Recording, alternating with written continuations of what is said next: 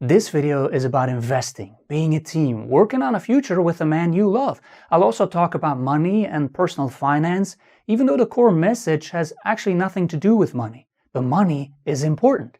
One of the big reasons, statistically, why a lot of couples break up is because of heated discussions about money and finances. Heck, the discussion may even have started at the end of the very first date. The man goes, "Okay, so I want to pay for the date." The woman says, "Yeah, no, I genuinely want to pay." The man, no, please, let me pay. I'm a gentleman. I should pay." The woman, no, I can't let you pay. I mean, these aren't the 50s. I want to pay. I make my own money. I don't need you to pay for me." And they continue to fight back and forth and eventually not only decide to split the bill, but their lives as well. Separate ways. The end. True story. Now, I have noticed that couples who are a real loving team, so teammates, financially, for example, can last pretty long because being a team strengthens their relationship and their bond. My name is Geert. I use the pen name Brian Knox because that's much more pronounceable, and I'm an author who writes about relationships, managing our emotions, and more topics. And before I wrote some of my books, I did a lot of research by asking successful and unsuccessful couples a lot of questions. And I noticed something fascinating. A large part of the successful couples, so where the relationship had been great for decades, invested a part of their money together. They had financial goals together. They were teammates. And because of this, they also invested in each other. And that part was not financial. It's pure romantic love. Financially, they invested in real estate. They invested in the stock market, in real stocks or funds or ETFs, indexes like the S&P 500, and then a tracker that tracks the index like an index fund from Vanguard. And they really became a team. So investing had become their mission and hobby, so to speak. Other couples were just really good at saving and at cutting costs, not getting an expensive avocado toast and a coffee every day while paying more than 4 times the price of one made at home. So they made a game out of spending less, saving, being financially intelligent with their money. And one couple that comes to mind was really funny. I was at an open house visiting a condo, an apartment that was for sale. And right then and there, a very flirty older man and woman, and they were flirting with each other, bid the asking price. So it was sold on the spot. So I got to talk to the buyers, and they were pretty funny. They immediately celebrated their new real estate investment by kissing and hugging as happily as a couple of teenagers, totally not caring about what other people thought. I thought, okay, get a room. Well, technically, they just did. I was kind of standing in it. When they were talking to me, they stood hand in hand, or the man's arm was around his wife, and they were having a lot of fun as a team. So I really wanted to ask them some questions. Well, it turned out they had started their real estate investing adventure early on in their relationship, within the first couple of years. And they weren't rich back then. They didn't have wealthy parents, for example. They worked really hard. They tried to pay off their student loans, their student debt. They saved money. They read books about investing money and personal finance. And then they eventually invested part of their savings in a small rental studio. And then, with the money coming from the rent of that first real estate investment and help from their bank, they refinanced. So they got a new loan out of that first investment, the studio, and used that money as a down payment on a new house they bought and then rented out as well. So this was their formula. They continued to invest in real estate by using banks and mortgages in a financially smart way. But they were a team. That's what matters. They were in this together, and as I'm sure you can imagine, this really strengthened their bond and their love and respect for each other. Other couples I've met started with small amounts on the stock market by investing in indexes like the Dow Jones or the S&P 500, using index funds like the ones from Vanguard. And there's even an entire community called FIRE, Financial Independence Retire Early, where a lot of the blogs and the channels are maintained by, you guessed it, a happy couple or family. Now these FIRE people, and most of them are millennials, are all about working really hard now and then investing all their money in the stock market using index funds to then not have to work hard anymore and to retire early, which is obviously totally awesome to do as a couple. And some of them openly talk about how it changed their relationship for the better on their blog or in their videos. And their relationship started to change even while they were still working really hard, not just during the retirement. And they have a specific financial strategy to reach that goal that falls outside of the scope of this video, but it's another great example of being a team.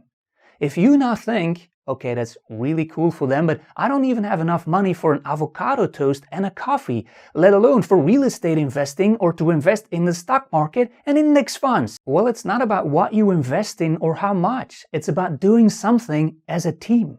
The more you are a team, the more both you and him will also invest in each other and in the relationship. So if there's little money available, then you can start by saving, for example. And that can be a fun project, like you, for example, see on the Dave Ramsey show, also available on YouTube. So cutting costs until you have enough money to invest. But the main message of this video is this. If you can find something, and personal finance and investing, that's just an example, that you can both be really passionate about and that you can do as a team being the key word here, then this will strengthen your bond in the relationship. And the bond is crucial.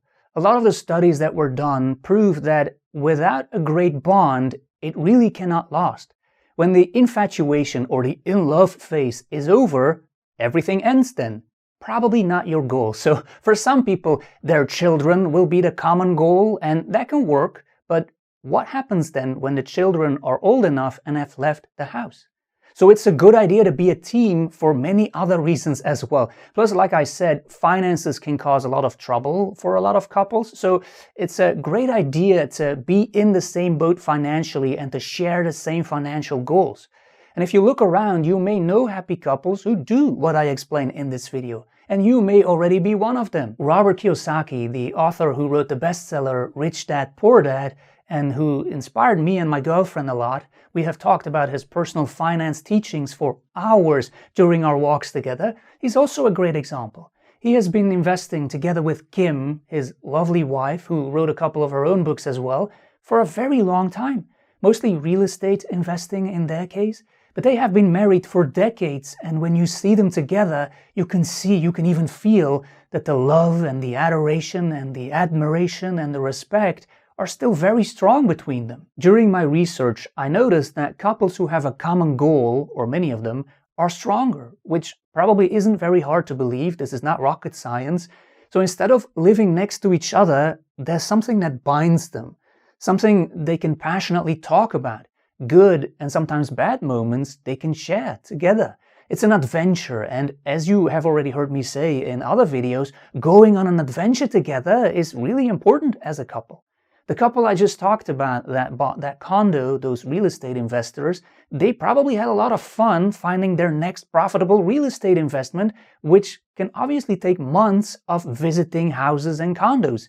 Those are mini dates. And we're not going for romance here. This is not romantic. Cupid probably doesn't even know what the stock market is. And when I tell you two people fell in love at the market, you will probably imagine a nice farmer's market or maybe a cozy market in the south of France or Italy.